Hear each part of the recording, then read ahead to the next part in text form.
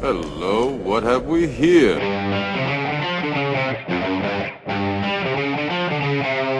You're wrong. Damn! What the hell was that? Game over, man. Game over. You're wrong. You finished? Well, I didn't think you had it in you. I'm your huckleberry. Greetings, boys and girls, lemurs and squirrels, and welcome to the Week in Geek for July the 1st in this foul year of our Lord 2026, a wholly owned subsidiary of Free Range Idiocy, wherein we present our midweek dose of geekery for you, the people. Sit back and relax as we scrape the best news we found off the bottom of the interweb shoe and let you know exactly how we feel about it. I am your Uncle Todd, and with me, as always, on this Week in Geek Wednesday is the lead editor-in-chief bottle washer of the Week in Geek. I give you the man they call Tim. Greetings and salutations, my friend. How are you? As usual, I'm pretty good for the shape, man. How about yourself? I'm equally doing well for the shape I'm in. We are in the exact same boat, and unfortunately, this sumbitch is sinking. But, you know, even if that shape is trapezoidal or rhombus. I was never that good at geometry. You've already lost me. You've already lost me, sir. Rhombi. There we go. Multiple rhombuses. I don't need rhombi. I barely even understand Roomba. Oh, fair enough. Fair Yeah. enough. Well, here we are once again. It is Sunday, but technically when people are listening to this and watching it, it'll be Wednesday. What do we have on deck for the Week in Geek Wednesday, sir? What's going on? We're going to go... Oh, I'm sorry. I started talking when you were still talking. What were you saying toward? That's part of our gimmick. Okay. All right. Well, take two. We're going to go around the horn, ladies and gentlemen. Uncle Todd has asked, and it shall be, we have stayed away from Avengers Endgame, or Avengers, what the hell is it? Doomsday. Doomsday. Thank you. Out of sight, out of mind. You're like telling them that they need more marketing now because, like, see, he forgot about the movie already. I forgot. Although I thought I heard something. There was some leaked footage, and people are already, pissed off about things. There might be. I've kind of tuned a lot of that out, and I think they've actually. I think I felt a dialing down of this because somewhere along the line they're like, oh wait, we've got that Spider-Man movie coming up before that. We probably want to ease off on the Doomsday and lean into the brand new day brand new day marketing. Yeah, and see about that one first. But mm-hmm. Who knows? Mm-hmm. But yeah, we have stayed blissfully doomsdayless. We have, and we are continuing to do so for a period of time. If anything, we need to start becoming more Spider-Man focused because that is coming up in about 33 days. Yeah, 33 Well, no, days. it's got to be under that, right? Because 33 would be... That was July 31st it comes out. Oh, it is the 31st? Okay, I thought it was... well, now you got me second-guessing myself. I don't know. Spider-Man Brand New Day is supposed to be... July 30th. So I was one day off. Well, it's just totally discredited now. No, not at all. Sure, you need to resign in shame. Resign in disgrace, sir. Not at all. I am my bona fides, my credentials are in order, and missing it by a day. It was 1-1, so motion carries. Hey, Patrick's on my side. I'll get him to text in his vote. He doesn't get a vote. He does not gets a vote. The cats get a vote before Patrick gets a vote. Okay, let's put it that way. Oh, good God! They always abstain. They're chaos. They're just like, eh. They're like Bumbercatch and Ted Lasso. They're passionately anti-democratic. Yes. So this first one, I'm extraordinarily excited to talk about because this hits all the feels for Uncle Todd. This hits the AI feel. This hits the Michael Caine feel, and then it hits a part of Uncle Todd's existence that I'm sure when you take AI and combine it with this, he's ready to go full on Lewis Black here, and that is audiobooks. And poor Michael Caine, I shouldn't say poor Michael Caine, he signed a contract for this. Uh-huh. Sorry, hold on a second. I thought someone was calling my name. It was the blender. That explains that. But apparently Michael Caine's AI-generated voice will be narrating the audiobook for the Odyssey ahead of Christopher Nolan's movie. And apparently this is on the up and up. Mr. Caine signed a contract with, I think it's they're called 11 Labs is what they're called. and to use his voice and likeness in an AI sort of setting, so that they can do sort of these types of things. And so this is on the up and up. This is not someone trying to steal his. Let's see. Kane's affiliation with Eleven Labs isn't new, as the Oscar winner licensed his voice and likeness last year to the firm's iconic marketplace, its collection of characters that companies can pay to use for commercial purposes. So, sir, not to pull the kimono back too much here, but you had a little bit. By the way, we skipped right over it. Ladies and gentlemen, Uncle Todd with the gun show for this episode. There it is. Here's the thing. We're like in two separate climates in elevation and distance here. Like, you're downstairs in your basement below ground level. So you got the friggin' hood bundled up on your hoodie. You're bundled up and freezing. I'm on the second floor of my house where all the heat has been collecting all day. And it's been it's like 80, but apparently the somebody I was reading a meteorologist posting about don't sleep on the heat index. No, take this seriously, because right now, because of the dew point and all stuff, I don't understand, because I've never been great with science. Here in Chicago, 85 today, 105 heat index, 20 degree difference. Yeah. So today, even though I think it hit 80, 79, 80, maybe, when we were kind of tooling around out in the Jeep today. And it's hot, at least up here now that I have the door closed. Down on the first floor, it's reasonable. I think we're going to hold off until tomorrow to turn on the ACs. I will get the directive from my wife, I'm sure, once we stop recording, and I'll find out exactly what's going on.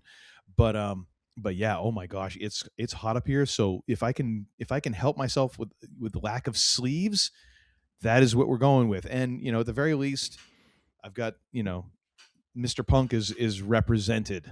I can't see myself. There we go. There you are. Yes. There it is. So are you going to give the ladies and gentlemen watching this on video a little bit of come on. There's no gun. There is no gun show. I gotta get.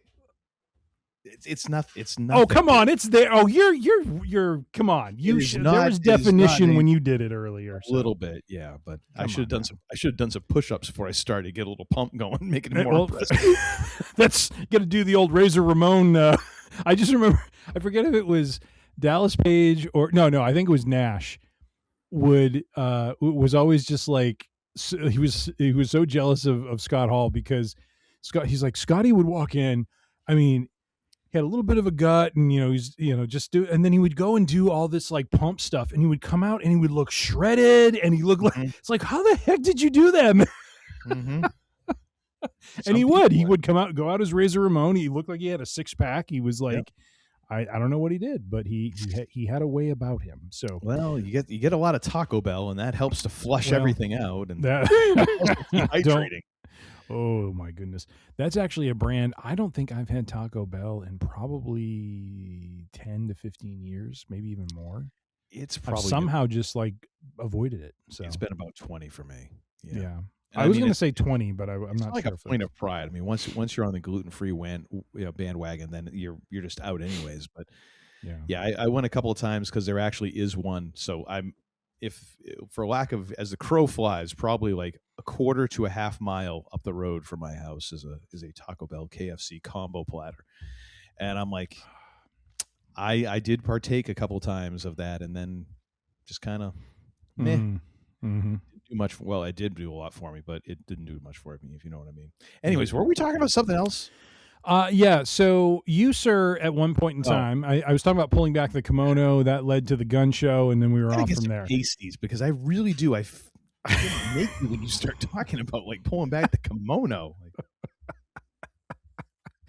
Well, sir, you dabbled a bit in audiobooks. How do you feel about this whole approach now, where it's like you have these personalities who license their voice and likeness, and now they're going to be applied everywhere for audiobooks? Well, what's up with that? Oh dear. Oh, well, son.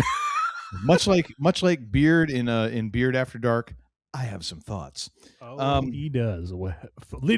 Excuse me for 1 second. Yeah. So the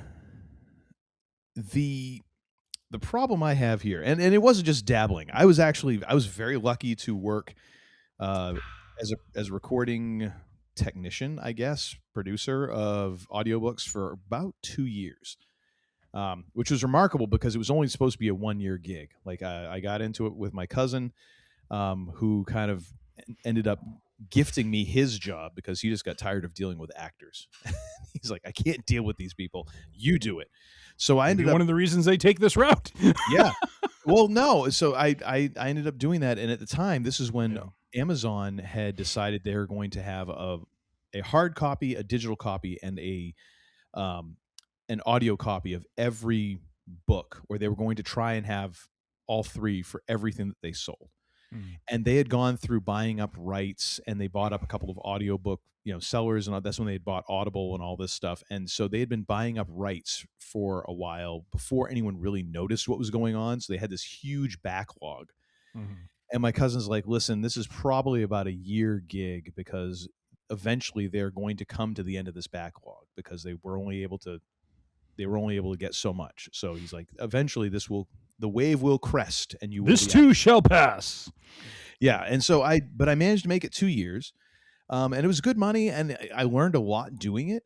And the one thing I will say is like I am anti-AI in a lot of respects, but there are times when I'm like, I feel that it can be useful as a tool, not as a way to produce the end result of something. I think it's a good tool for people who are skilled in the areas of what you're doing, that you can use this as like, I'm sure there are AI driven noise reduction plugins that you can get that'll help you do it to reduce noise in ways that a human being would have to sit there and it would be meticulous and you'd have to fiddle around with it forever. I'm sure that there are ways that can, streamline some processes.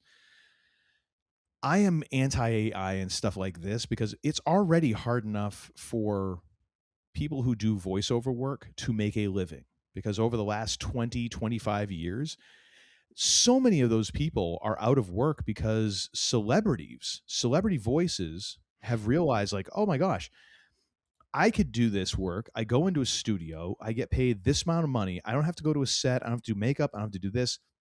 An afternoon of work and I'm done for voiceover for like 10 commercials, or I can go in and record audiobooks. And because I'm me, they'll take forever and all this stuff. And meanwhile, there's people who are, this was their bread and butter, doing the voiceovers for movie trailers, for books on tape back in the day, but of doing commercial work, all that stuff. It's a lot of it is dried up because celebrities, famous actors are like, oh, you mean I can do this?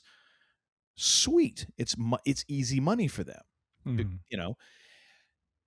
I am totally anti AI in this case. Like, it's taking money out of people's pockets. And really what it's doing is taking away some of the artistry of it. And people are going to say that's bullshit.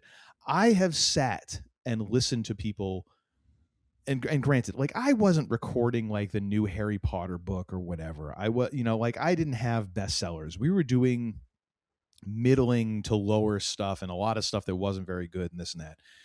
I got a couple of books that were pretty good though. And I heard voice actors, I heard narrators work really well. Specifically, there was a guy, I wish I could remember his name now. He came in and it was one of the damnedest performances I have ever been part of. He came in, and I am not even kidding you, he read the first 20 pages of this book flawlessly. That is unusual to go in an audiobook format, to go 20 pages where you don't have to stop because someone has to clear their throat, they mispronounce something, there's a mouth noise, there's, whatever. This dude just kept going, and I'm sitting there like this. And I'm reading along because this was my job. I'm monitoring the levels, I'm keeping an eye on everything. I've got the book in front of me and I'm reading it along with him. And dude is note perfect, and not just note perfect in terms of all the words. Tonally, every sentence has this beautiful vibe to it. Like, he is painting a picture Like, because there's times when I'd have readers in and I'm like, okay, I know this guy, I've got to watch out for mouth noise. This guy, I've got to watch out for his pronunciation. Other guys, I'd be like, okay, I got to watch when their energy starts to lag, because then the musicality of it disappears and they just start reading it like a robot. This dude was pitch perfect for 20 pages. And afterwards, I'm like, because he had to stop for something, right? It might have been even just the end of the first chapter. And I was like, dude, if I want to stand up and give you a standing ovation. Like, that was amazing. I've never been part of something like that. Mm-hmm. That's what's being taken out, because even if AI is kind of doing that, it's not doing it like a real person would do it. Mm-hmm. And that's the problem with AI. It's this false humanity that is just, it's rubbish. It like, it's not real, and it's not genuine. There's a hollowness and a coldness to it. Mm-hmm. And ultimately, like, that's what you want. Like, if I'm paying for an AI voiced book, well, what the hell's the point? I just read it yourself. At least the voice inside of your head is human. But instead, you're going to have, like, Robo Michael Caine reading it to you. It's like, some people want to watch the world burn. It's ugly. It's abhorrent to me. Yeah. And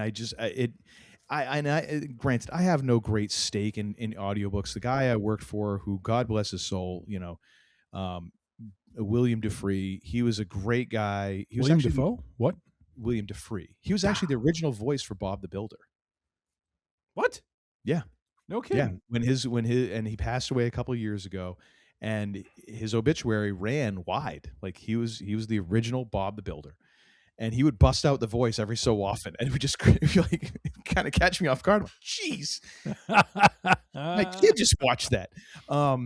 Look at you brushing up with greatness. Unbelievable. But he was really into this in a big bad way, because he was an actor and he was in this world. And I was kind of a hired gun, but I really came to appreciate the hard work that it takes to do this stuff. And how beautiful the art form can be, because I would be there with guys with books that were just not very good, but man, the narrators, guys and gals, because it would be I worked with a bunch of different narrators, but it's like they were literally making chicken salad out of chicken shit sometimes. Like, it was like, oh my gosh, you actually made this somewhat interesting, and this book is terrible. And they're like, I know. I'm like, I am impressed. Like, you actually made it somewhat okay. And that's an achievement, because this is awful. I kind of skimmed through this. This is awful, awful stuff. But no, I don't like it. I don't like it at all.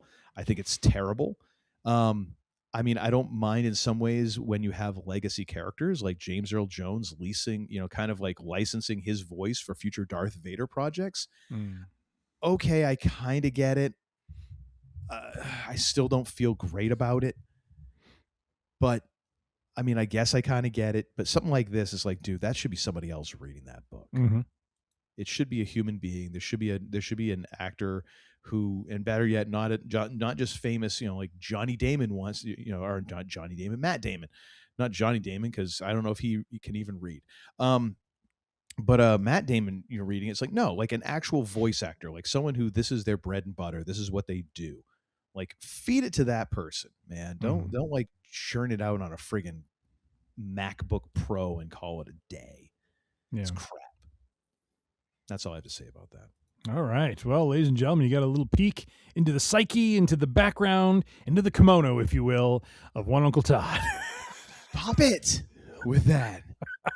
Not many things creep me out, but dude. Hey, between that and the gun show, my friend, look out. The gun show is just totally unimpressive. That doesn't creep me out. It's the kimono for some reason. It's like that's a real trigger for me that I didn't even wear. I had. All right. Yeah. All right. I mean, my take on this, is I mean, I don't want to be insensitive to your experience. I mean, I understand why it's happening. I understand the idea, and if the talent, if you will, is willing to sign away the likeness, I mean, there's not much, I can say to, sway that whole thing. But, Michael Caine is also in his 90s. Probably his voice doesn't sound as it once did. You can have somebody else. There's no saying that Michael Caine has to narrate this. Fair enough. It's not like there's some law, Mm-hmm. or that Homer in his last breath was like, I want Michael Caine, and people are like, who the hell is Michael Caine? It's like 150 BAD, like who? Maybe Christopher Nolan said he wanted Michael Caine because Michael Caine has been a big part of the Christopher Nolan movies, and so. That's nice, but it's not Michael Caine. And eventually, it's not. Michael Caine will pass away, just like all of us will. And you know what? That's how life works. Yes. Fair enough. So you shouldn't be narrating a book. However, we did see the reconstituted Grand Moff Tarkin in Rogue One. Now, they have not really done a lot of that since then, for the most part, as far as I can tell. And at the time when they did it, it was quite, well, I don't want to say it was quite controversial, but it was one of the talking points when Rogue One was out in theaters was, is this where Hollywood is going? Are we going to start seeing more of, actors who have since passed on being, interjected into movies now for whatever purpose? And of course it didn't happen.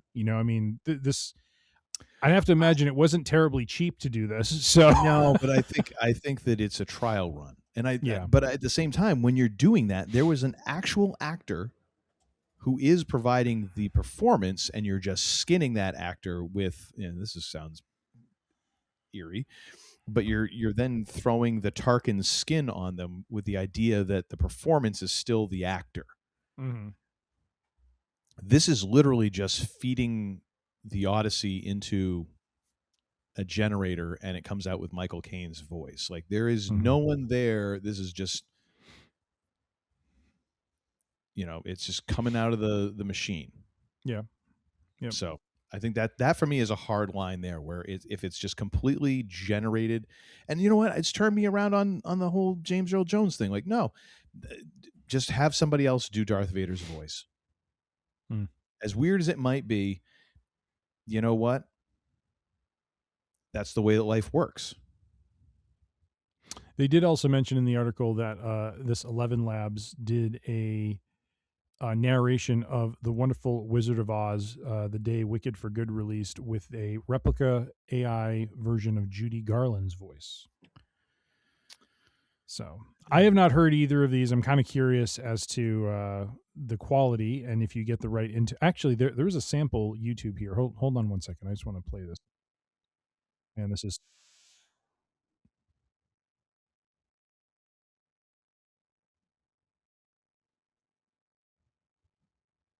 Sounds like Michael Caine. Of course it does, but it's not. I was kind of curious about like intonation, inflection, that sort of thing.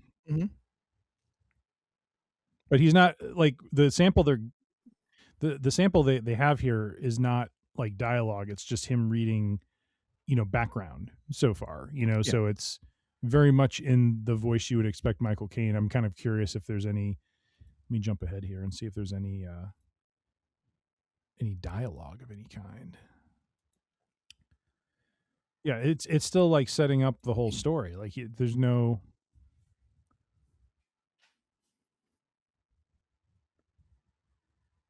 Oh, I think he just read like the preamble to Homer's Odyssey, basically. Okay. Well, ladies and gentlemen, we here at Free Range Idiocy are bearish on this one. Uncle Todd is flat out thumbs down. Man, they call Tim middle of the road. Kind of curious. I would use another finger, but I'm trying to keep it family. Well, thank you for doing that. I appreciate that. But enough about the AI. Someone who's not AI generated, ladies and gentlemen, is one the wise man, the oracle. We don't know what he is now after Night of Champions, because quite honestly, the Vision might be dead as a doornail at this point. We will see, but we can only hope and pray. Paul Heyman with some insights. Now, I directly linked, this is from X. It was a tweet by Russell Talk, so I want to give credit to them. But and my end, another thing, I think this is where it came from, is Paul Heyman did a interview with Chris Van, is it Valet or Valee or Valou? I think it's Van Valet. Van Valet. Okay. This is one I don't know. So, But he talks about, and I'm sorry I'm reading this verbatim, but I want to get your reaction to this. That he and no, probably to no surprise of anyone who knows WWE and knows the history of Paul Heyman. But he talks about how he currently serves as a liaison between talent and the WWE creative team. He says, quote, I'm the liaison for some talent in terms of I'm the creative liaison between that talent and the creative team and that talent. So a lot of the creative will flow through me in both directions. I handle a lot of the behind the scenes business for members of the Vision. No surprise. Obviously for Brock Lesnar, and there are others, more so on Fridays than on Mondays, because Mondays I'm on air a lot. I sit all the way in the right corner in Gorilla. And then he goes on, he says, Paul Levesque is up in the position with the headsets on. Bruce Pritchard, Ed Koskey, or John Beckstrom, or Ryan Ward will sit next to Paul. So of the 1,000 details per show that Paul has to hold on to, anything that needs to be taken care of. Okay, take care of that. Sorry, he must be like doing the usual Paul Heyman, take care of that. Yeah. As he navigates the macro, and the micro will fall down to the person next to him. In front of them will be Billy Kidman or Jason Jordan, who will keep the show honest in terms of time, commercial breaks. We have to hit this crossover. We have to be off the air by this moment. And next to them will be the producer of the segment on the headsets. To this side will be the right. I guess he's talking through like where everyone is in Gorilla. Yeah, which if you've seen Unreal, you kind of already have a little bit of a lay of the land of that. But and so he goes on and says, to the side will be the writer of the segment on headsets, and next to the writer is me. And I just sit there and I watch the show, and I'm watching for things that we need, that he, in quotes, we need to follow up on that. You know what? Let's not follow up on this anymore. Let's pull that segment up in 12 or 13 because it's a good mystery as it is now. I can give instant feedback during the show, but more importantly, I'm there for any talent. I'm there all day for any talent, top to bottom, newcomer to veteran, NXT talent moving up to legend that's there for a cameo. I'm there for anybody that wants to talk about their performance that night or their creative process or how they're going to approach a certain scene or their match or their finish or anything that they want to talk about in this business. In the art form of the presentation, immediate or long-term, I'm there to talk to them. If I can have the liberty of using this phrase, to bestow some wisdom upon them. Okay. The man is an orator if he is nothing else. He is. And in running us through this, he paints a scene, which is, what goes on with Gorilla and everything that happens. But two, he really gives you a sense of how, the level of influence he has on the product, especially as he puts it in real time as they're, going through segments and working through, the show, that he provides feedback on, basically, like you said, what are some things that we should follow up on? What are some things that we should leave alone? What are some things we should leave the audience wanting more for? And then the way he makes himself available.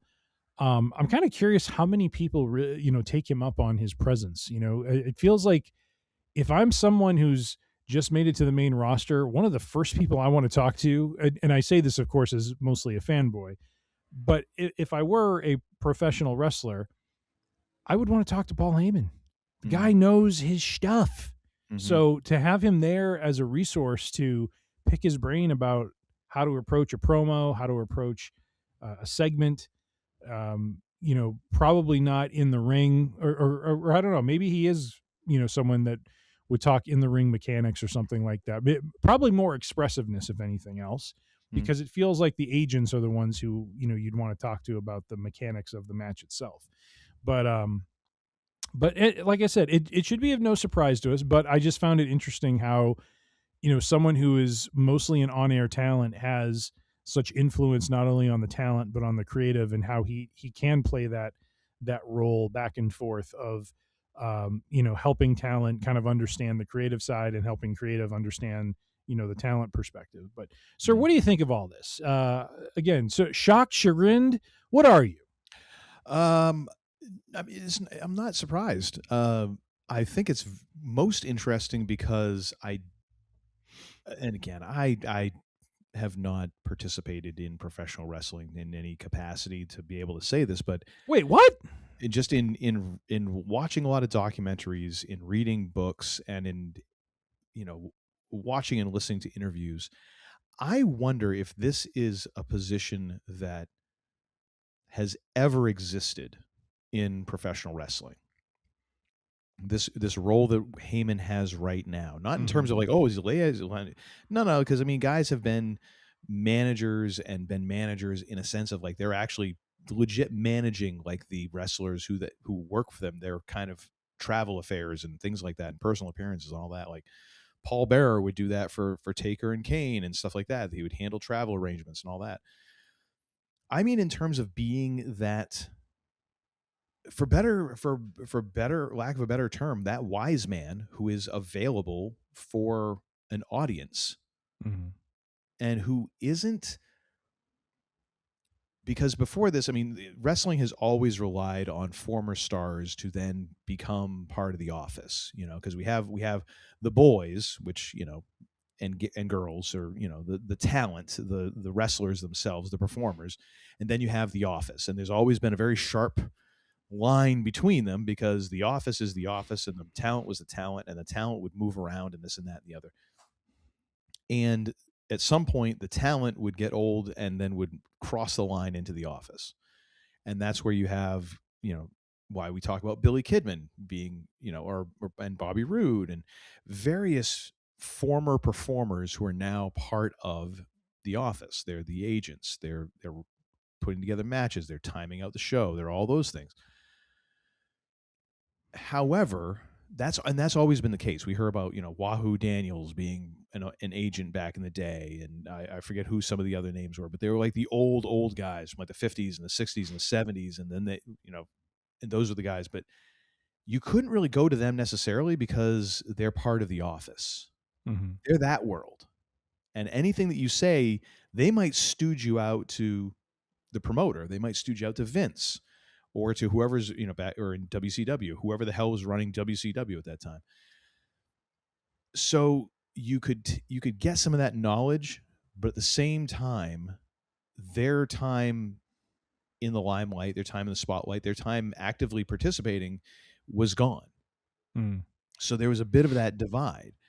Heyman is still, in his own way, he is a performer still, but he's also the office. He's this kind of in between area where it's like, you can, like, he isn't beholden necessarily to go and stooge people out if they say something a little bit out of turn. And but he's also, vice versa. Like the office knows, like, well, we can tell Heyman stuff. And we know he's not going to spread around because he knows better. He's been in our position.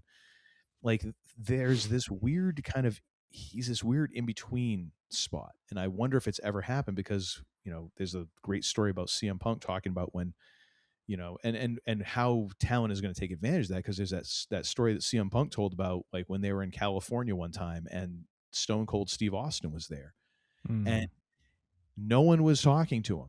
He's just sitting around backstage having a beer, and Punk is like, why is nobody talking to Stone Cold Steve Austin?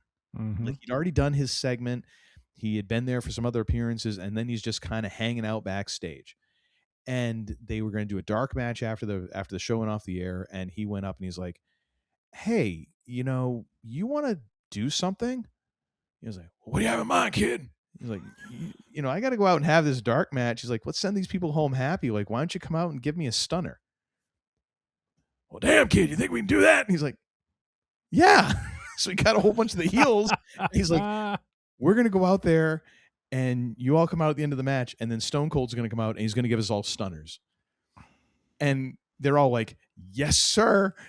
But I mean, no one knew what to do with guys at that point, because everyone's so up their own ass about it. And it's also incredibly competitive. And I wonder if now, with just the way that things are, if it's a little bit less of that I'm sure there's still competitiveness, but there's also this more like, oh, I can go to this person. I can learn me up some things. I wonder if that is more of a thing now, because it's a different environment, because I mean, I totally agree. Like, why would you not go talk to Paul Heyman? Like, here's a dude who's done literally everything except be an in-ring performer. I know. Why would you not go? And he's been around long enough now that it's like, well, son of a bitch, anything that's happening now, he had either something to do with it, something to do with what came before it, or he at least knows about what came before that. It's almost like if Jim Cornette was like, well, let me tell you about wrestling, boy. Like, yes, sir. Let me get a comfy seat, and what would you like to drink? Because I want to make sure that you have something to wet you. Let me get you a Sprite so you can wet your whistle, because I don't want to stop for anything. Just lay it all on me, No, I think it makes total sense, Yeah. And for what's right and wrong about creative in WWE at the moment, like the fact that you have this person as a resource, holy crap, is that valuable? Yeah. Anyways, I just ranted for another 10 minutes. Please, what do you think no. about this, sir? No, I mean, similar to you, not surprised. And it just, I don't know. It's, and who knows if this is part of the new kayfabe or whatever. But I, when I see things like this, it gives me hope for the future of pro wrestling, that it's evolving from what it was into something more, and something that is going to, and that the next generation that follows, when it's not Paul Levesque and Paul Heyman, but instead it's an older Seth Rollins or Cody Rhodes, for example, that they're going to carry that torch, and it's going to be, whatever the next iteration of wrestling is, that it's going to be them kind of carrying the spirit of what Levesque and Heyman are trying to put out there. I do feel, I know Levesque gets a lot of crap because he is, the chief content officer. He is making decisions about the product and about what gets put out there. But at the same time, to Heyman's, and I think Heyman talks about this in this interview, is just the masterful job that Levesque does in being a collaborator. Like his greatest strength is the fact that he's willing to collaborate with people and not have this uncompromising view of what his product needs to be. And that's what Vince was. Vince had a vision, and Vince would go with that vision. He would think he was right. And, for as much as they want to talk about, well, so-and-so didn't make it because, they didn't push, the people that make it push Vince hard. That wasn't always true. Like I've read plenty of accounts of stars who tried to do those things with Vince, and they failed because he did not believe in them or have an opinion that they could be a star. And so, sorry, I'll stop in just a second. Yeah. So all that to say that I just, here, like reading this and knowing that the two of them have a stronger relationship than Heyman had with McMahon, and the fact that they're basically working in tandem, if not with others, to put, the best product out for the wrestling fans moving forward, gives me hope that wrestling is in good hands. And yeah, we're going to go through waves. We're going to go through ups and downs where creative is on the money, and sometimes it's not, but that's the state of the business. You can't bat 1,000 constantly. Correct. And so my hope is that there are going to be those who are maybe active superstars now who are going to take the lessons from the Heymans and from the Levesques and from, others that they work with, and will carry that forward and help evolve it to whatever the next iteration of it's going to look like. So that's more than anything else. That's what I kind of took from this was, yes, I figured he was in a role like this, but damn it, am I not hopeful for where pro wrestling goes, because he is simply spreading his wisdom to others, and hopefully those others end up being the next agents and producers and writers who can then take the product to whatever level we go to from here. Right on. And I think in addition to this, though, what needs to be careful, because I realizing I'm being a little bit, happy-go-lucky when it comes to like the current state of affairs and how things are different now. It's a kinder, gentler backstage and all that. There still needs to be some of that rough and tumbleness. There's still room for old school mentality in some areas. It's why, listening to someone like Jim Cornette, like, yes, he kind of hates a ton of what happens these days, but at the same time, like, he makes excellent points because a lot of what he's talking about is built on logic. The same with like, in terms of like making things make sense in the ring, like having someone like a Bret Hart or somebody who could make stuff look good, like that's still important, because one of the big problems with creative and what's going on in WWE right now, and even AEW, in terms of how things just look, some of it can just look fake as hell. Yeah. And you need someone to be there. Like, no, you gotta, like, it's the little things that make it actually look like a struggle, so it plays into the realness of it. And I appreciate the fact that, you're bringing up like Paul Levesque being a collaborator. However, I think also one of his great weaknesses is not making a damn decision sometimes until you're like 3 steps down the road. Because I mean, I've had leadership roles before. I think you've had leadership roles much more in a professional setting and with larger teams. Scary thought, isn't it? Well, I know it's terrifying, the fact that either of us have had the leadership positions, me more than you. And it's great to collaborate. That's what I've always loved about being in any kind of musical group or situations like that. However, part of leadership is eventually, like, the collaboration has to end and somebody's got to make a damn decision. And that decision will piss some people off, because if you're collaborating and you have 5 different ideas, at most you might be able to do 2 or 3 of those ideas and not all of them first. So at least a couple people are going to be pissed off right away. And some of them are still going to be pissed off 6 months down the line because you never implemented anything that they said. And part of leadership is being able to know when to make those decisions, when to step on the toes, and then how to get those people back and how to keep them involved and all. Like, but that is one of the weaknesses that I've seen with Paul Levesque, is that sometimes they just wait forever to make a decision, and then by that time it's like, okay, you blew whatever you had.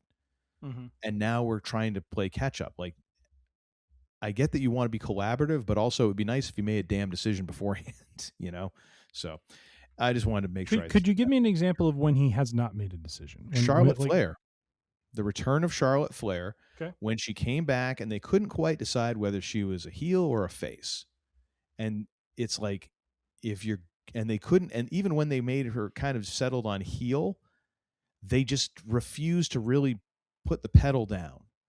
And again, I've said it before when we've talked wrestling, like, it's not like this is a brand new company and a whole bunch of people who are like, well, gee shucks, this professional wrestling thing is kind of new to me. You have hundreds of years of collective experience between the people who you have on creative and your agents and all this stuff.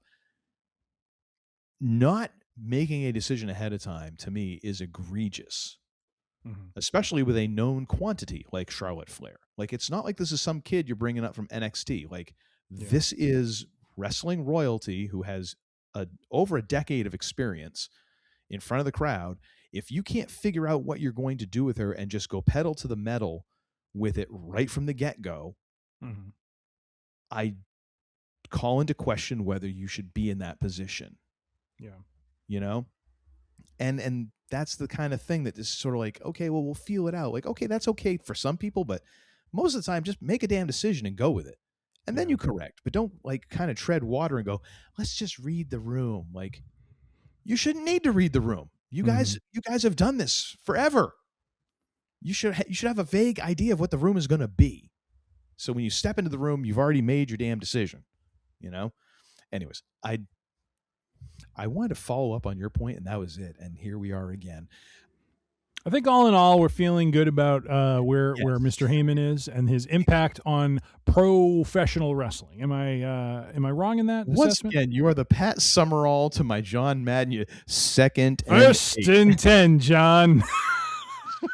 I just see this guy's dilly-dallying it over here, and over here you got the beer vendor who's walking up the aisle, and over here you got the head coach who's throwing the clipboard and the headset. Good God, Second and 7, John. Pay attention to the game. At least Pat got paid. Like, you don't even get paid for this. This is what's remarkable to me.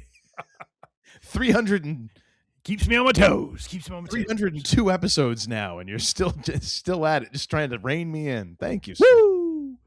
All right. We go from AI generated voices to a non-AI generated Paul Heyman to now, well, Uncle Todd, he had high hopes. He had high hopes. What happened there? Did I do that or did you do that? Do what? We just got nothing. It's outline stuff. So there were high hopes, and we had thought this might be the topic for this Free Range Idiocy Friday for this week, because Supergirl was released into theaters this weekend as we're recording on June the 28th. And Tim was like, oh, I don't think I'm going to get a chance to watch this. I'm like, I might go and watch it. And Yeah. No.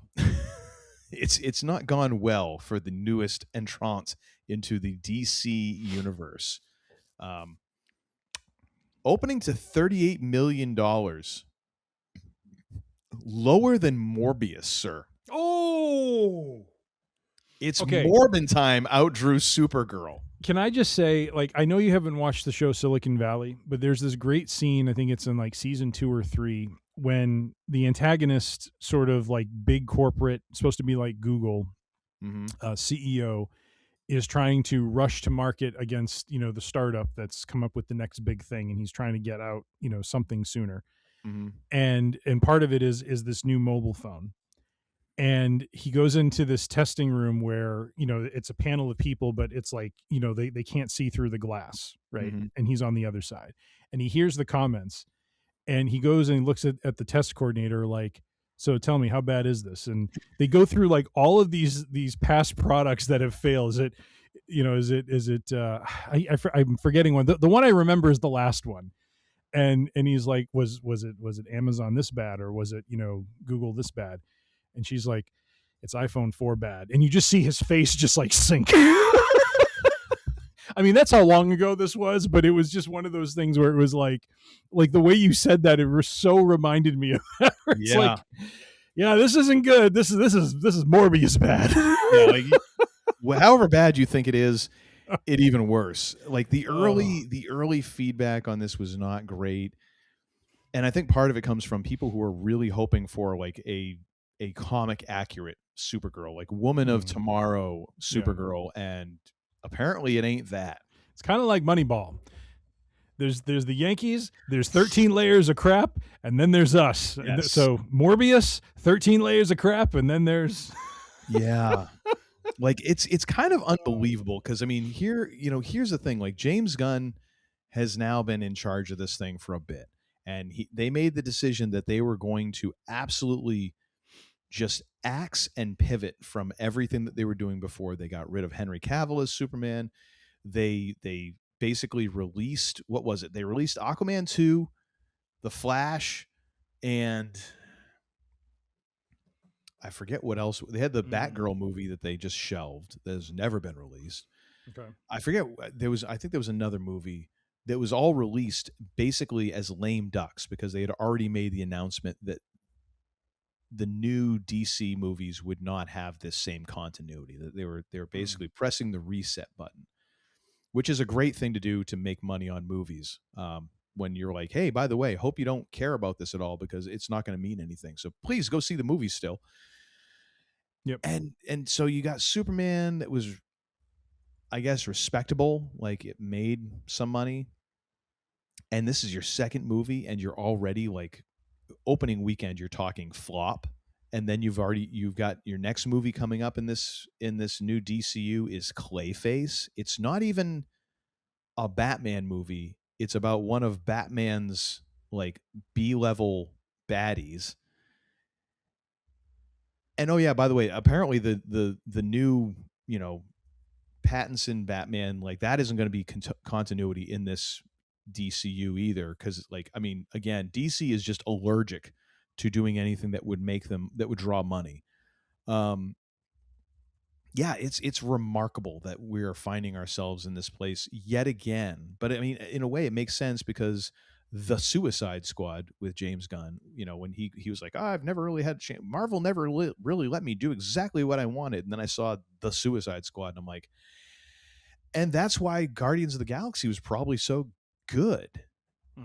Because I kind of question, like, if this is what you want to do, like, I don't know that I want to see exactly what James Gunn wants to do. I think I want to see what James Gunn wants to do filtered through someone who's like, yeah, maybe not. Maybe kind of steer it this direction. And wow. Yep. I can't believe that we're in this place again, Whew. Do you think it, I mean, I'm just trying to understand, because I'm not a I mean, granted, it's well established, I am not the most knowledgeable or following very closely DC content. And there's something, I can't quite put my finger on it. I don't want to sit here and say it's a lack of grounding solely, because I don't think it's just that. I have yet to see something come out that makes me go, whoa, I want to see that. Mm-hmm. You know what I mean? Like that's the thing. And I don't know quite what to fault for that exactly. You know what I mean? Like I feel like there's a miss happening on a few different dimensions, a few different angles here. It feels like the urge to be the smartest person in the room, which then makes you just disregard everybody else, even if it's working. Oh, no, I've got a much better idea. Like, okay. Because, I mean, remember, like the DCEU, because DC already had a very successful television universe going. They had Green Arrow, they had The Flash. Is there another one? I don't know. But people love those shows.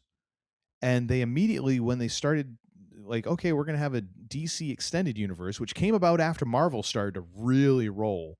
And they immediately announced, oh yeah, and by the way, the DCEU will be completely different continuity than the TV shows. And it also has nothing to do with the Christopher Nolan Batman trilogy, which had just come out and made all the friggin' money. Because those are successful. We can't possibly piggyback onto those. And then they immediately wanted to microwave their DCEU so they could get to their Avengers.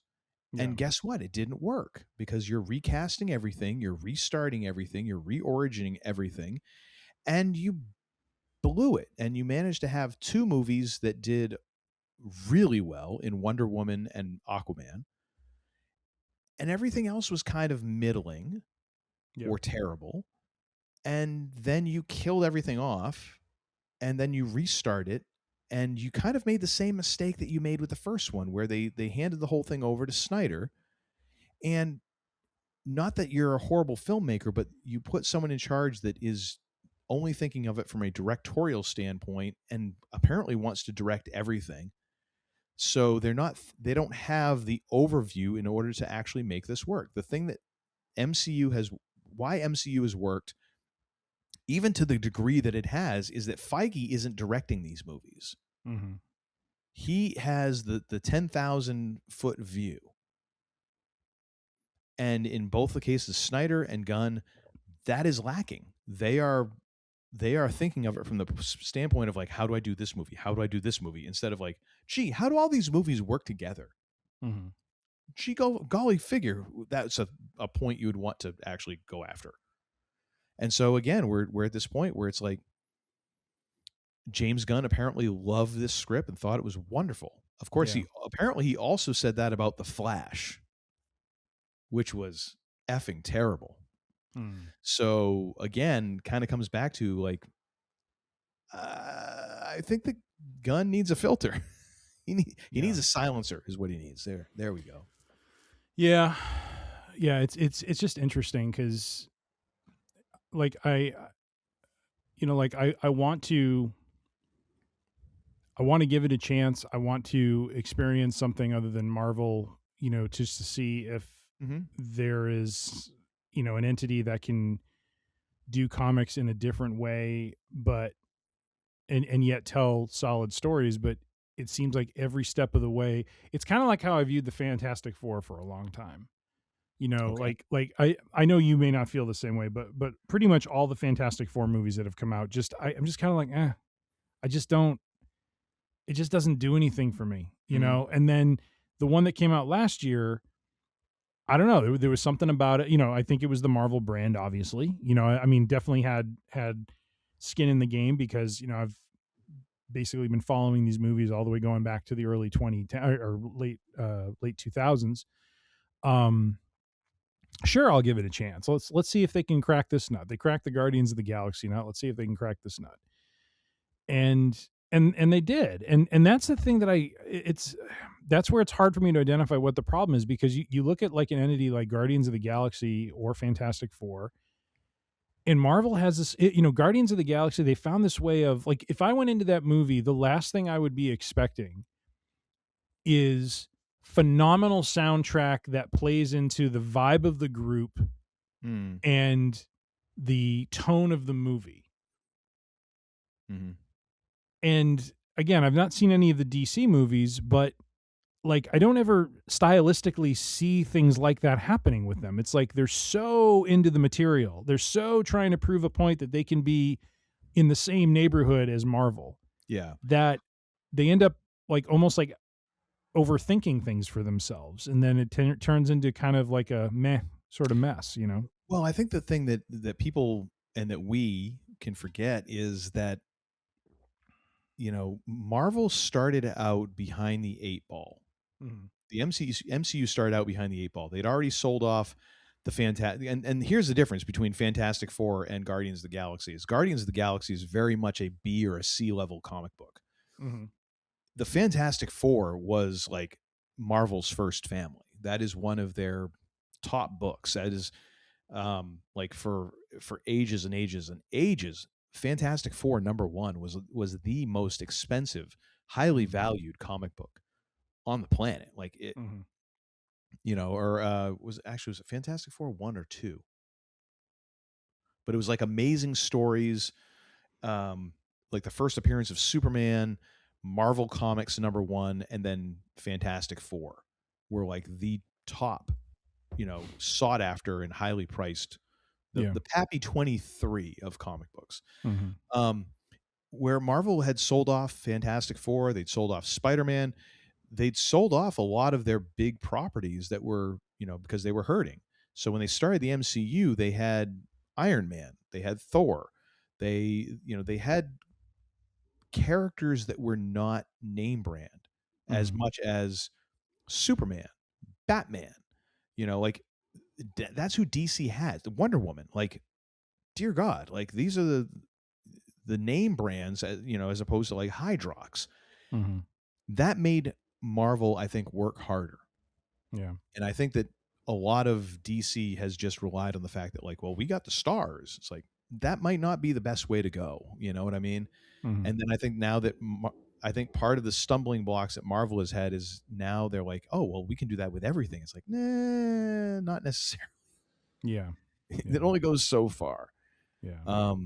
But yeah, it would be nice to, I mean, the thing is, like, I probably will watch Supergirl. I'm just not going to the theater and plunking down money on it. I will wait until it shows up on a streaming service, and then I'll watch it. And that is the big problem right now, is that so many people are, all it takes is a little bit of a like, the dialogue is really janky and the story isn't that great, for people to go, okay, I guess I won't be dropping $15-$20 on that ticket. Yeah. I'll just wait for it to be on one of the streaming services I already pay $15 for. Yeah. Yeah. And that's an option now, Yeah. So yeah, it's not a good look right now for DC. Nope. Not a good look at all. And to your point, James Gunn needs a filter. Yes. Needs a silencer, if you will. Can we take a quick 30-second time out here? We can. Okay, because I have overhydrated yet again, so I'll be right back. Okay. Not to pull back the kimono or anything. Well, I think you're going to need to do that for where you're going.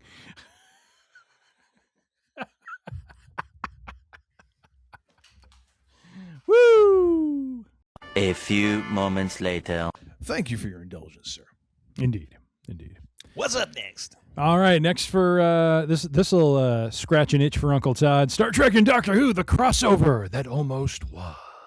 You gotta lay this on me, because I saw this headline and I did not read the article. So from our friends at GiantFreakingRobot.com, not to be confused with Seth freaking Rollins, or as we like to call him, Seth Franklin Rollins. Yes. Thank you very much. Basically, let's see if this passes the smell test from our friend Chris Snellgrove. No, that's believable. Yeah, no, that's good. I'm glad we have a sound bite for that now, or a live performance, if you will. Good. That's totally human. I hope you totally disinfect that microphone. Good God Yes. Almighty. No.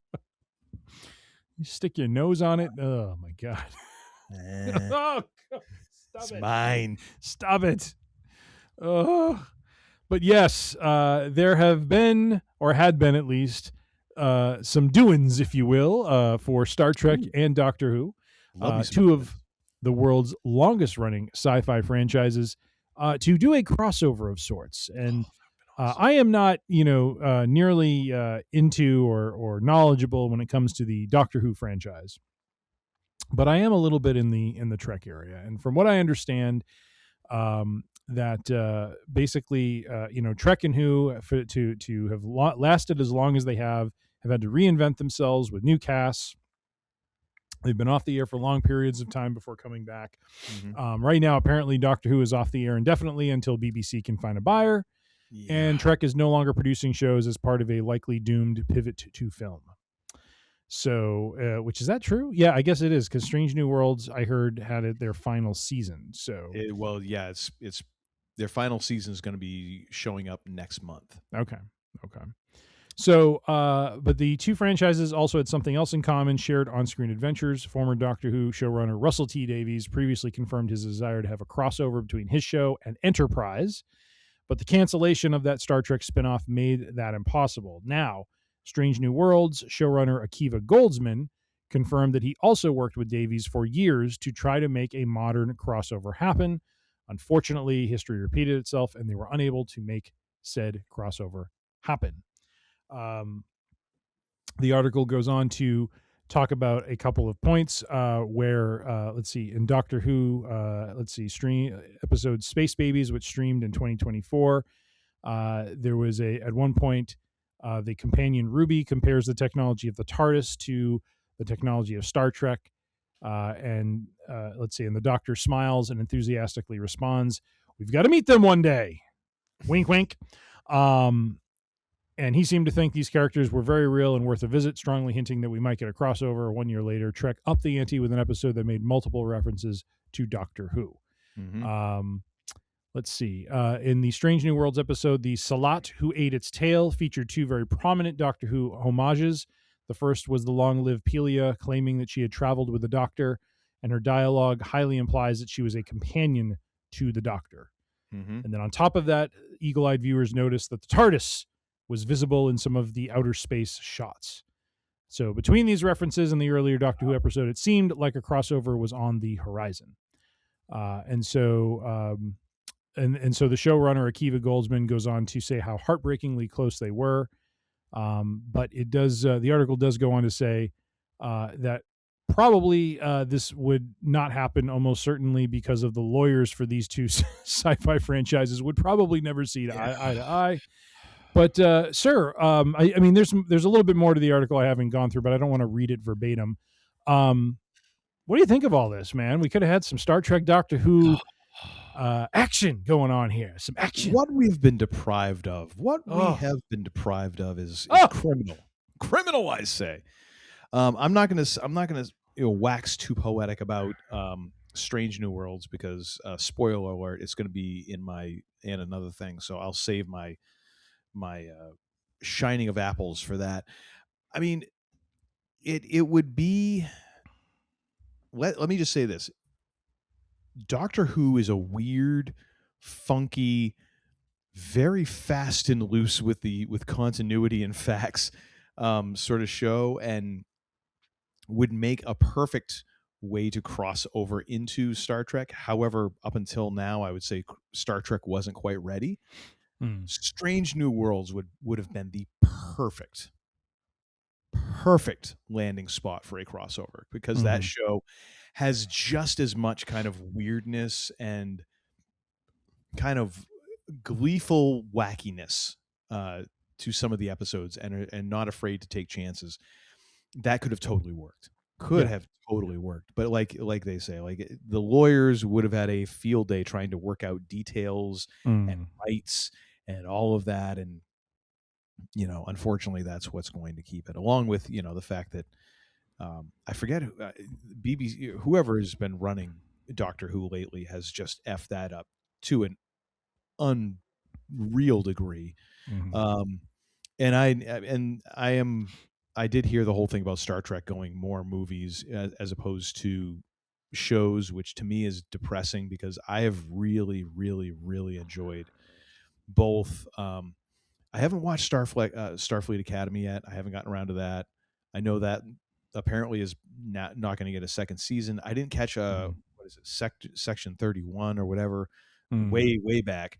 I need to go back because my Paramount Plus subscription, apparently I didn't realize this. I bought a year's worth, so I've got that until beginning of September. So I'm just going to watch all the shows and power through those. But man, like I have really enjoyed Strange New Worlds and Discovery, and to me, it's some of the best Trek that I have seen. And I've watched all of the original series. I've watched all of the Next Generation. I wasn't much of a Voyager or Enterprise cat. I did watch a lot of Deep Space Nine. But I love those shows, and I really liked the direction they were kind of going with things. And unfortunately, that apparently isn't going to be a thing now. So I'm a little bummed about that. But yeah, this would have been great, especially the fact that Pelia is the character who they're referring to, who is played by Carol Kane, she of The Princess Bride, and Miracle Max's wife, as well as many other incredible parts. Get a little MLT with where the mutton's real lean. Liar! Liar! I'm not a witch, I'm your wife. He said true lie. But she's this character who is this race that is nigh immortal, and so she's been around forever. And I'm like, oh yes, this would have been the perfect person to tie into this. But unfortunately, it is not to be. So, there's an opportunity they squandered. Get Carol Kane and John DeLance as Q, as two immortal beings of the universe together. Oh, so Q shows up in season 3 of Strange New Worlds. In a very sort of different-ish way. Like that is the thing I've really enjoyed about Strange. No, I'm gonna save it for my another thing. Save it. Don't spray it. Yes. The bullet point of this is I am very interested. It's been very interesting to see how they make continuity and kind of build to the point where you then encounter the original series and fill in some of the backstory of how these characters, kind of come together. So that has been really interesting. Very cool. Very cool. And now to wrap us up, sir, I'm going to throw this one over to you because you found this one, and I think you should give it the appropriate level of panache of your je ne sais quoi, to give this the due that it is owed. Building this up, like what if I suck? Come on, gun show and that. Let's go. Boom. It'll get cropped out. Just see my pits, which I mean, I could probably make some money on OnlyFans with that. No, you do like to pull the kimono back, so. So as we're recording this on June 28th, this is the 100th birthday of the 2,000-year-old man Mel Brooks. Turns a century today as we were recording.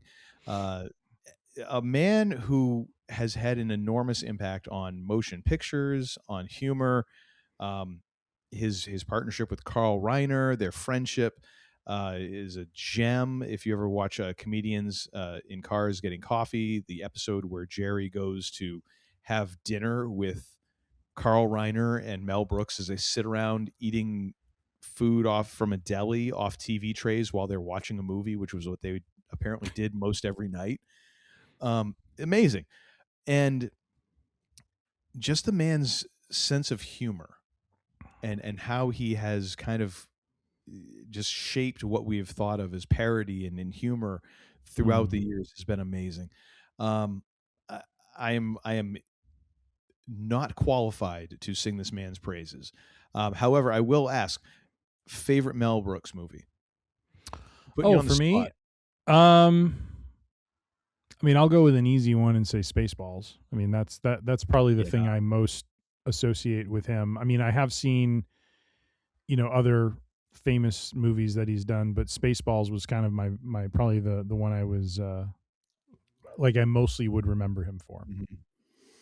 I am Blazing Saddles, even though I watched Blazing Saddles probably after Spaceballs, because Spaceballs was kind of like when, like, it hit right in the sweet spot for us of like, you know, of course being like a friggin' parody of Star Wars is like, oh my gosh, perfect. But Blazing Saddles, going back and watching that, Gene Wilder is just, and oh my gosh, was it Cleavon Little? I think so. Oh, are just amazing in that. And just, it's so quotable, like just everything, Mongo but pawn in Game of Life, it's like, see that? He's like, oh, that's real estate. He's like, yeah, the only problem is I shoot with this one. All that stuff is amazing. It's just so good.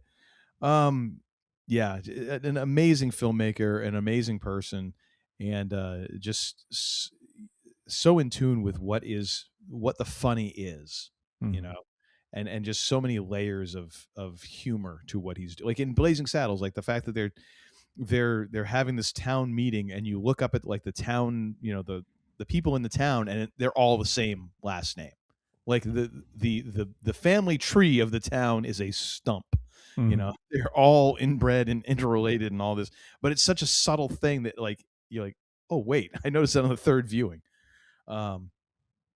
Oh my gosh, you get to the friggin', like, they get to the toll booth. All right, somebody's gotta go back and get a shitload of dimes. Oh my gosh, and she got me.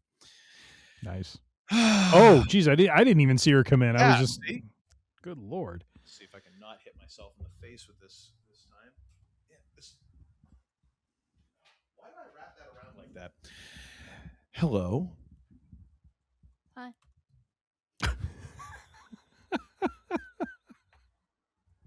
A little excitement. I'm gonna hand the mic over to Mrs. Excitement.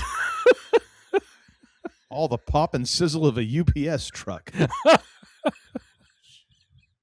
Well, you brought your C game. You want to be excited for your total of like what, 3 viewers? Wow. You give her the mic and she just blasts us. It's like, all right. Thanks for that. Anywho, are you going to bed? You don't get the mic anymore. Sorry. Yeah, okay. Anyways, I'm just going to talk over whatever you're saying. Yeah, and it's another thing. And La, la, la, la, la, la, la, la. You going to bed? Yeah. Okay. Oh, wait. Say that again. I have a double tomorrow. The double? Double. It doesn't even count as a double for me. It's like I work at a bookstore. That hardly counts. I just stand.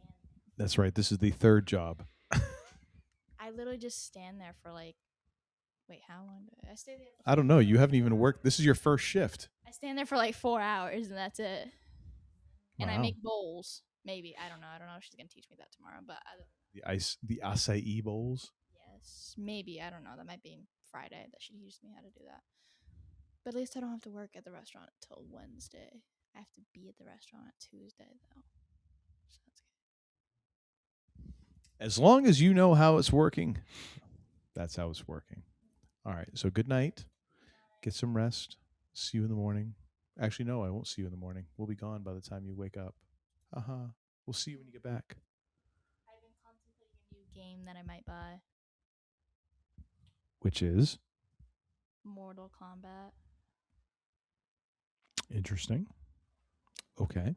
It's on sale on Stream right now, I think. So I'm like, I might as well get it at this point. All these sales happening, I might as well get the games while they're on sale. By the way, did you, Uncle Todd, buy whatever that? Oh, the Jedi Survivor, Jedi Fallen Order game? I think she did. I did not. Oh, jeez. Hang on. We have a furry visitor. Oh.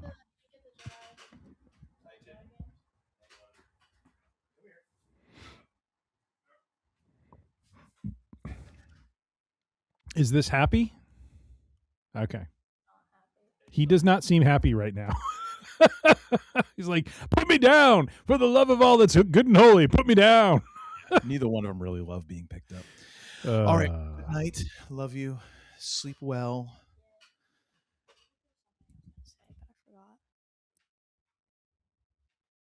had something on my mind. Okay, we'll put it in a memo. Yeah, I guess so. Never mind. But yeah. Good night. Love you. Sweet dreams. Wait. Just a lot to say for it since we only have 3 listeners, but Have you watched most of the you've watched most of the Jurassic Park movies, or like you haven't watched? yes, we have. Have you watched the newer movies, or I think it was the first new Jurassic World. It was the one featuring Chris Pratt in it. Yes, we have seen those. Yeah. Okay. What are your thoughts on the Indominus Rex? Okay.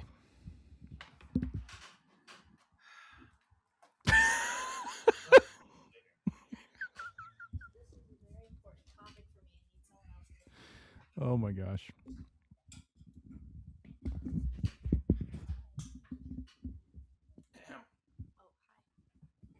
Hello. Hello. I thought the Indominus Rex was a little silly. It's like That's let's figure like another like massive dinosaur that we'll give a ridiculous name to, and it will rampage throughout the park. Mm-hmm. True. I was kind of hoping they'd be a little more crafty, like when the Velociraptor was first introduced. Yeah, I agree. I think the Velociraptor was a lot better suited for the series. Yeah. I think. What is your dad doing? I don't. You should tell him, remind him he doesn't have sleeves on that shirt. If the cat gets a little scratchy, it's going to hurt. Tim says that you don't have sleeves on that shirt, so it's likely that he's gonna scratch you. Now he's sitting down with the cat. So have you played Jedi Fallen Order or Jedi Survivor? Or did you buy them? I bought them. I haven't started either of them yet. I still am trying to figure out, because they both are I think they're both very similar games, and I still haven't figured out which one is recommended I play first, because I think they're both series games. I think you're supposed to play. Yeah, didn't one come before the other? I've not followed too closely, but yeah, I don't know which one that is. I gotta double check. Yeah. Yeah. What did you think of Indominus Rex in that movie? Were you impressed, or were you kind of like, eh? I was a little disappointed, purely because the Indominus Rex is so canon to the Jurassic world in general, the Jurassic Park books, and especially because I watched a series that pivoted off of Jurassic Park, and it also had the Indominus Rex, and they did it really well in that series, but there was so much potential for it in the movie. It's in my eyes, I think it's a pretty good dinosaur, but it could have had a better ending. I feel like they definitely shouldn't have killed it off. And I feel like it definitely deserved more. I feel like it deserved more attention, because it did definitely have the potential to be a really good dinosaur, but they just kind of like fell off with it. Yep. Agreed. I agree. It's been brewing in my brain for weeks. So have you watched those movies recently? Is that why you're asking? I didn't know if you had seen them recently or not. Yeah, and then I've been looking into other people's opinions of the Indominus Rex, gotcha. because I saw other people's stuff, and they're like, "Oh my goodness, this is like such a horrible dinosaur." And I'm like, well, it had good potential, though. It had good potential, but they just messed it up. Right. Yep. Yeah, they had to come up with the next big bad guy, and they decided to, create a dinosaur. It just felt like someone in a writer's room decided, let's come up with a ridiculous name like Indominus, and let's make it like, bigger than a Tyrannosaurus. And it just, I don't know, it felt kind of weird. No, I agree. I like the craftier, smaller, more, kind of like the way the Velociraptors worked as a pack, and they were very like, sneaky and stealthy, and I thought that was kind of a cooler creation than to try to come up with the next massive thing that's going to go shake its tail and destroy a bunch of stuff. So yeah, I think even the smaller, the really really tiny dinosaurs, I'm blanking out on what their name is. Oh yeah, I forget too. It's the tiny ones, the ones that like have like the huge loops that they travel in, and they have the venomous bite. I even like that. Like their structure as a group and like as a species is really just really cool and entertaining. Like even though they're like this really small dinosaur, they're like super super dangerous. Yep. But, yeah. I did like in that series though that they kind of moved away from the Velociraptor being strictly a killer and Chris Pratt, finding a way to kind of, not so much tame it, but like reason with it in a way. So that was cool. Agree. That was definitely a cool point. Yeah. It was definitely time to do something like that with it, because the whole thing of it just being this, killer and, once you're in, any sort of realm of being around it, you're dead sort of thing. It just kind of gets old, so. Yeah. But yeah. Well, cool. Having a good summer? Yeah. Pretty good. Yeah. Just working a lot. Yeah. A lot of work. Did I hear, are you working multiple jobs or one job? 3 jobs. Hey, holy moly. Well, good luck. Want to take over? Yeah.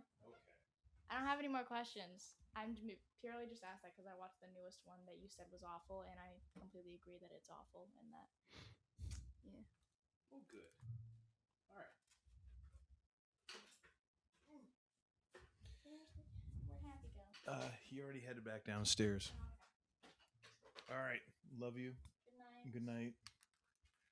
Oh, tell her it was good to chat with her. Oh, Tim says it was good to chat with you. Bye, Tim. All right. What were you doing off camera? Were you reorganizing the room? Were you snuggling with the cat? Seltzer and annoying the cat. That was basically it. Nice. But yes, and after dinosaurs, we go back to Mel Brooks. Mel Brooks. Happy 100th. Another dinosaur. Very true. So what do you got for and another thing here, sir? My and another thing, I've already alluded to it, is the episode of the Chris Van Vliet interview show on YouTube with Paul Heyman, the wise man, the oracle, the what did Advocate Bubba Ray? of Extreme. The what? The Advocate of Extreme. The Advocate of Extreme. The diabolical genius, as Bubba Ray Dudley called him. Which I love that in the ECW documentary, because he looks completely serious when he says it. He's like, Paul Heyman is a diabolical genius. I mean, and he's not wrong.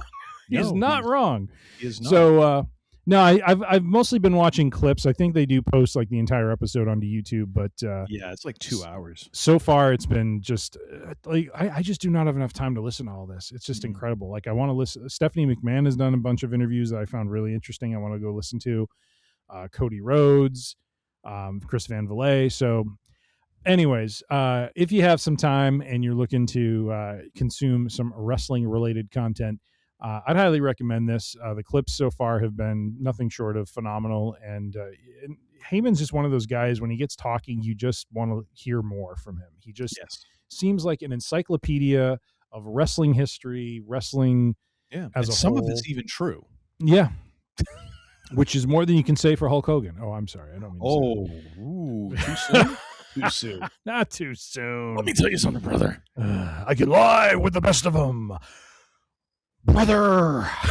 So that is my and another thing. What is yours, sir? Which you've already kind of alluded to. Mine is to go check out Star Trek: Strange New Worlds, specifically season 3, because I had been loath in getting on the bandwagon with this one, and I just kind of powered through over the last couple of weeks here, and in preparation for the new season debuting next month, the final season. And so I'm kind of wondering how they're going to make this match up, because of course we got introduced to Christopher Pike as the captain of the Enterprise in Star Trek Discovery, and it's canon that James Kirk takes over the Enterprise from Captain Pike after, a horrific accident. That plays into his character arc in this, and also just in the accumulation of the different characters, because it's not just like Captain Pike is there and it's the entirety of the crew of what we know as the Starship Enterprise, all kinds of different characters. and even characters like honestly, one of the characters I think is very interesting is Nurse Chapel, who is such a bit player in the original series, but is really an important player in a lot of episodes of Strange New Worlds. So it's been interesting seeing how they kind of tie in the kind of the prequel and meet up with the original, and how they kind of explain encountering things and beforehand and all that. It's been very interesting to watch. And it's also great because Discovery to me was really good for another reason. You know, it was long form, long story arcs, and it really felt like, you know, everything was a continuation of the next one. Whereas Strange New Worlds really just kind of started off as very close to the original series. It was like an adventure of the week. And it's, as it's gone on, it's added layers and things that definitely, you know, caught up and been, you know, as kind of the characters have expanded, there has been more long arcs, but I do appreciate how there are still a lot of standalone episodes, which is something we've talked about in streaming, where the old 2022 episode seasons they'd have to throw an episode out. So you'd have like these episodes that were just kind of oddball things, and sometimes those were kind of the coolest ones. You know, you get a solo episode almost with like one character because they're like, well, crap, we got to fill space. And they don't do that on streaming anymore because now everything is essentially like, oh, it's got to all fit and contain. It's like, no, that sometimes those rando episodes are the flavor of what you come to appreciate. You know, so I was really excited that they were kind of doing more of that, even though it's only a 10 episode season. It feels like they still indulge in some of those tendencies and just kind of give you an adventure of the week, and that's all it has to be. Nice. So yeah, definitely check that out. It's well worth a watch. Lots of great work by all of the actors there.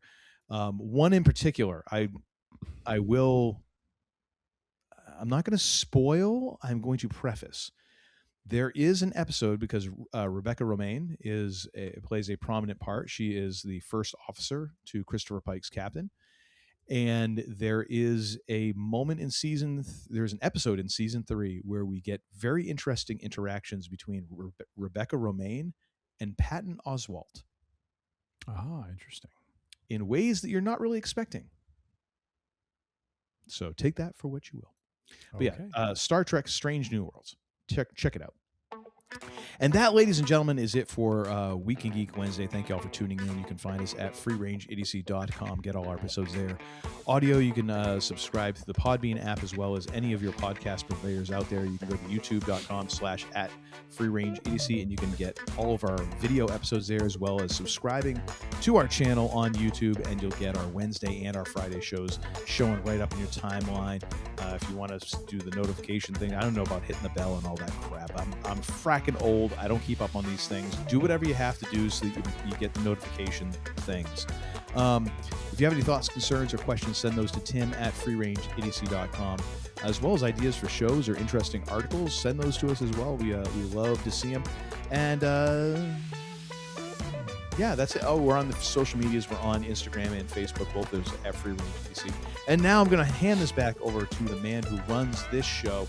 What do you got to say for yourself, sir? To the interwebs and to anyone who's running those AI audiobook rackets, we say you're suspect. We don't know what your reputation is in this town, but after what you tried to pull today, you can bet we'll be looking into you. Oh, there he goes again with the evil eye. To our listeners, good day, ladies and gentlemen. Until that day comes, keep your ear to the grindstone. You're messing with my Zen thing, man. Now get the hell out of here!